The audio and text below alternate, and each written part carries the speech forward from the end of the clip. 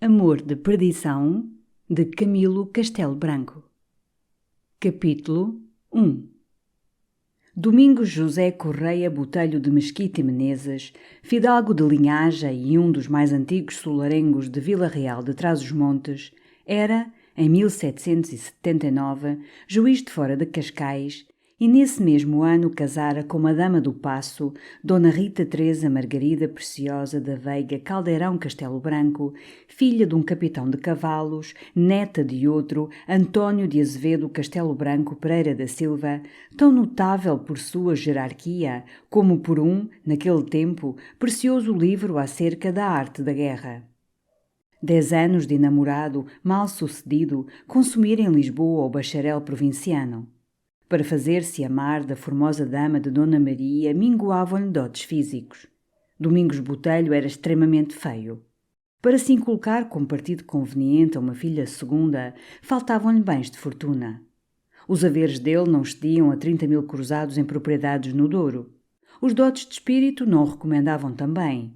Era alcançadíssimo de inteligência e granjeara entre os seus condiscípulos da universidade o epíteto de Brocas, com que ainda hoje os seus descendentes em Vila Real são conhecidos. Bem ou mal derivado, o epíteto Brocas vem de broa. Entenderam os académicos que a rudeza do seu condiscípulo procedia de muito pão de milho que ele digerira na sua terra. Domingos Botelho devia ter uma vocação qualquer e tinha. Era excelente flautista. Foi a primeira flauta do seu tempo. E a tocar a flauta se sustentou 2 anos em Coimbra, durante os quais seu pai lhe suspendeu as mesadas porque os rendimentos da casa não bastavam a livrar outro filho de um crime de morte. Formara-se Domingos Botelho em 1767 e fora a Lisboa ler no desembargo do Paço, iniciação banal dos que aspiravam à carreira da magistratura. Já Fernão Botelho, pai do bacharel, fora bem aceito em Lisboa, e mormente ao Duque de Aveiro, cuja estima lhe teve a cabeça em risco na tentativa regicida de 1758. O provinciano saiu das masmorras da Junqueira e libado da infamante nódoa e até benquisto do conde de Oeiras, porque tomara parte na prova que este fizera do prior de sua genealogia sobre a dos Pintos Coelhos do Bom Jardim do Porto. Pleito ridículo, mas estrondoso, movido pela recusa que o fidalgo portuense fizera de sua filha ao filho de Sebastião José de Carvalho. As artes com que o bacharel flautista vingou insinuar-se na estima de Dona Maria e Pedro III não as sei eu. É tradição que o homem fazia rir a rainha com as suas facécias e porventura com os trejeitos de que tirava o melhor do seu espírito. O certo é que Domingos Botelho frequentava o Paço e recebia do bolsinho da soberana uma farta pensão, com a qual o aspirante a juiz de fora se esqueceu de si, do futuro e do ministro da Justiça, que, muito rogado, fiara das suas letras o encargo de juiz de fora de Cascais. Já está dito que ele se atreveu aos amores do Paço, não poetando como Luís de Camões ou Bernardim Ribeiro, mas namorando na sua prosa provinciana e captando a bem-querença da rainha para amolecer as durezas da dama. Devia de ser, afinal, feliz o doutor Bexiga, que assim era na corte conhecido, para se não desconcertar a discórdia em que andam rixados o talento e a felicidade. Domingos Botelho casou com Dona Rita Preciosa. Rita era uma formosura, que ainda aos 50 anos se podia prezar de o ser. E não tinha outra dote, se não é dote uma série de avoengos, uns bispos, outros generais, e entre estes o que morrera frígido em caldeirão de não sei que terra da Morisma, glória, na verdade, um pouco ardente, mas de tal monta que os descendentes do general Frito se assinaram caldeirões. A dama do Paço não foi ditosa com o marido. Molestavam-na saudades da corte, das pompas das câmaras reais e dos amores da sua feição em molde que imolou ao capricho da rainha. Este desgostoso viver, porém, não impedeu que se reproduzissem em 2 filhos e 3 meninas. O mais velho era Manuel, o segundo Simão. Das meninas, uma era Maria, a segunda Ana e a última tinha o nome de sua mãe e alguns traços de beleza dela. O juiz de fora de Cascais, solicitando lugar de mais graduado banco, demorava em Lisboa, na freguesia da Ajuda, em 1784. Neste ano é que nasceu Simão, o penúltimo dos seus filhos. Conseguiu ele, sempre balanceando da fortuna, transferência para Vila Real, sua ambição suprema. A distância de uma légua de Vila Real estava a nobreza da vila esperando o seu conterrâneo.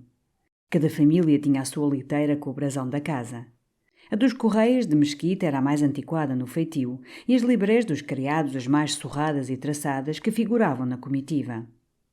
Dona Rita, avistando o préstito das liteiras, ajustou ao olho direito a sua grande luneta de ouro e disse: Ó Menezes, aquilo que é? São os nossos amigos e parentes que vêm esperar-nos? Em que século estamos nós nesta montanha? Tornou a dama do paço. Em que século? O século tanto é 18 aqui como em Lisboa. Ah, sim, cuidei que o tempo parara aqui no século XII. O marido achou que devia rir-se do xiste que o não lisonjeara grandemente. Fernão Botelho, pai do juiz de fora, saiu à frente do préstito para dar a mão à nora, que apiava da liteira e conduzi-la de casa. Dona Rita, antes de ver a cara do seu sogro, contemplou-lhe a olho armado as fivelas de aço e a bolsa do rabicho. Dizia ela depois que os fidalgos de Vila Real eram muito menos limpos que os carvoeiros de Lisboa. Antes de entrar na avoenga liteira de seu marido, perguntou, com a mais refalsada seriedade, se não haveria risco em ir dentro daquela antiguidade. Fernão Botelho asseverou a sua nora que a sua liteira não tinha ainda 100 anos e que os machos não excediam a 30. O modo altivo como ela recebeu as cortesias da nobreza, velha nobreza, que para ali viera em tempo de Dom Dinis, fundador da vila, fez que o mais novo do préstito, que ainda vivia há 12 anos, me dissesse a mim. Sabíamos que ela era dama da senhora Dona Maria. Porém, da soberba com que nos tratou, ficamos pensando que seria ela própria rainha. Repicaram os sinos da terra quando a comitiva assomou à senhora de Almudena. Dona Rita disse ao marido que a recepção dos sinos era a mais trondosa e barata. Apearam à porta da velha casa de Fernão Botelho.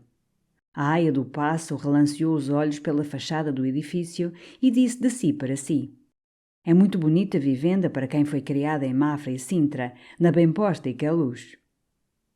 Decorridos alguns dias, Dona Rita disse ao marido que tinha medo de ser devorada das ratazanas. Que aquela casa era um covil de feras, que os tetos estavam a desabar, que as paredes não resistiriam ao inverno, que os preceitos de uniformidade conjugal não obrigavam a morrer de frio uma esposa delicada e afeita às almofadas do Palácio dos Reis. Domingos Botelho conformou-se com a estremecida consorte e começou a fábrica de um palacete. Escassamente lhe chegavam os recursos para os alicerces. Escreveu à rainha e obteve generoso subsídio com que ultimou a casa. As varandas das janelas foram a última dádiva que a real viúva fez à sua dama.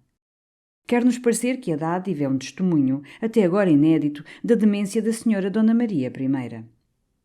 Domingos Botelho mandara esculpir em Lisboa a pedra de armas. Dona Rita, porém, teimara que nos escudos se esquartejassem também as suas. Mas era tarde, porque a obra tinha vindo do escultor e o magistrado não podia, com a segunda despesa, nem queria desgostar seu pai, orgulhoso de seu brasão. Resultou daqui ficar a casa sem armas e Dona Rita vitoriosa. O juiz de fora tinha ali parentela ilustre. O aprumo da fidalga dobrou-se até aos grandes da província, ou antes houve por bem levantá-los até ela. Dona Rita tinha uma corte de primos, uns que se contentavam de serem primos, outros que invejavam a sorte do marido. O mais audacioso não ousava fitá-la de rosto, quando ela remirava com a luneta, em jeito de tanta altivez e zombaria, que não será estranha a figura dizer que a luneta da Rita Preciosa era a mais vigilante sentinela da sua virtude. Domingos Botelho desconfiava da eficácia dos merecimentos próprios para cabalmente encher o coração de sua mulher. Inquietava-o o ciúme, mas sufocava os suspiros, receando que Rita se desse por injuriada da suspeita. E razão era que se ofendesse.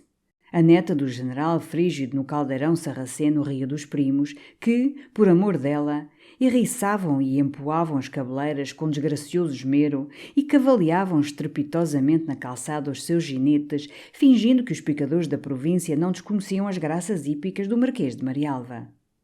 Não o cuidava assim, porém, o juiz de fora. O intriguista que lhe trazia o espírito em ânsias era o seu espelho.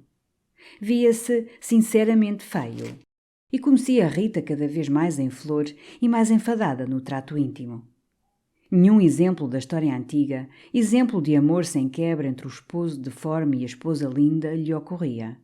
Um só lhe mortificava a memória, e esse, conquanto fosse da fábula, era-lhe avesso, e vinha a ser o casamento de Vênus e Vulcano.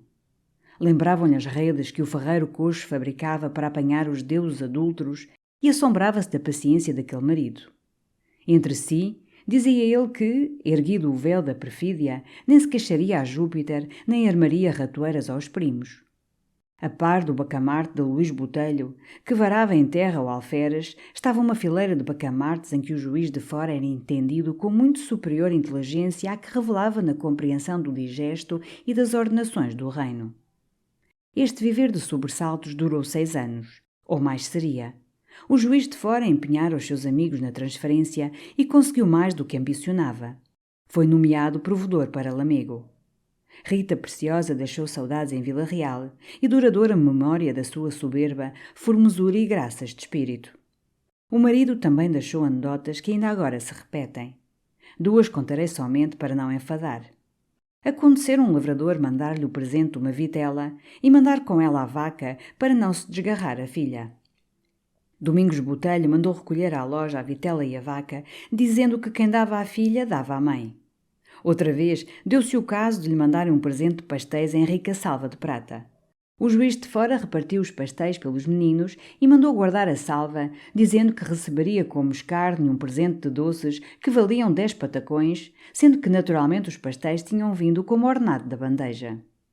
E assim é que, ainda hoje, em Vila Real, quando se dá um caso análogo de ficar alguém com conteúdo e continente, diz a gente da terra, aquele é como o Dr. Brocas. Não tenho assunto de tradição com que possa reter-me em miudezas da vida do provedor em Lamego.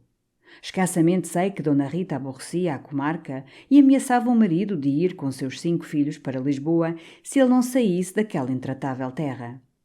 Parece que a fidalguia de Lamego, em todo o tempo orgulhosa de uma antiguidade que principia na aclamação de Almacave, desdenhou a filáusia da dama do Paço e esmerilou certas vergônteas podres de tronco dos botelhos correias de Mesquita, desprimorando-lhe as sãs com o facto de ele ter vivido 2 anos em Coimbra tocando flauta. Em 1801 achamos Domingos José Correia Botelho de Mesquita, corregedor em Viseu. Manuel, o mais velho de seus filhos, tem 22 anos e frequenta o 2º ano jurídico. Simão, que tem 15, estuda Humanidades em Coimbra. As 3 meninas são o prazer e a vida toda do coração de sua mãe. O filho mais velho escreveu a seu pai queixando-se de não poder viver com seu irmão, temeroso do gênio sanguinário dele. Conta que a cada passo se vê ameaçado na vida, porque Simão emprega em pistolas o dinheiro dos livros, convive com os mais famosos perturbadores da academia e corre de noite as ruas insultando os habitantes e provocando-os à luta com açoadas. O corregedor admira a bravura de seu filho Simão e diz à consternada mãe que o rapaz é a figura e o gênio de seu bisavô Paulo Botelho Correia, o mais valente fidalgo que dera atrás os montes. Manuel, cada vez mais aterrado das arremetidas de Simão, sai de Coimbra antes de férias e vai a Viseu queixar-se e pedir que lhe dê o seu pai outro destino. Dona Rita quer que seu filho seja cadete de cavalaria. De Viseu parte para Bragança Manuel Botelho e justifica-se nobre dos 4 costados para ser cadete. No entanto, Simão recolhe a Viseu com os seus exames feitos e aprovados.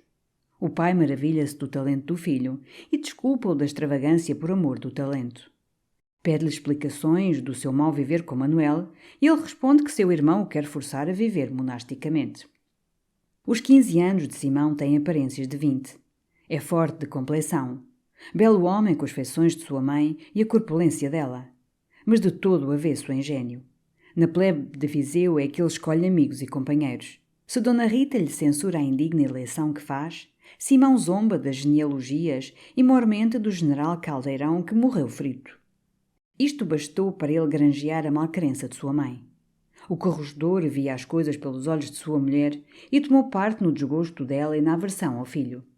As irmãs temiam-no, tirante Rita, a mais nova, com quem ele brincava puerilmente e a quem obedecia, se ela lhe pedia, com meiguices de criança, que não andasse com pessoas mecânicas. Finalizavam as férias quando o corregedor teve um grande dissabor. Um dos seus criados tinha ido levar a beber os machos e, por descuido ou a propósito, deixou quebrar algumas vasilhas que estavam à vez no parapeito do chafariz. Os donos das vasilhas conjuraram contra o criado. Espancaram-no. Simão passava nesse ensejo e, armado de um foeiro que descravou de um carro, partiu muitas cabeças e rematou o trágico espetáculo pela farsa de quebrar todos os cântaros.